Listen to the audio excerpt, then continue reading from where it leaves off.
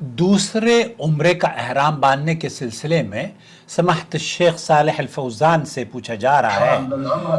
اب اگر دوسرا کوئی عمرہ کرنا چاہے تو وہ کہاں سے پڑھے، کہاں سے عمرہ کرے، اور یہ مسجد عائشہ سے جو احرام باندھا جاتا ہے کیا یہ صرف خاصیت ہے حضرت عائشہ رضی اللہ تعالی عنہ کے لیے؟ بالکل جائز ہے، آپ تنعیم سے احرام باندھ سکتے ہیں، مسجد عائشہ سے احرام باندھ سکتے ہیں۔ جو مکہ میں مقیم ہو، مکہ میں عمرے کے لیے سعادت حاصل کر چکا ہو اور دوسرا عمرہ کرنا چاہتا ہو، هل يخرج الى التنعیم، وہ تنعیم پر مسجد عائشہ سے جا کر احرام باندھ سکتا ہے، اور جعرانہ من الحل، حل سے آپ باہر نکل جائیں گے، حل سے حل میں داخل ہو کر مکہ کی حدود سے باہر نکل کر آپ احرام باندھ سکتے ہیں، چاہے جدہ بھی آ جائیں۔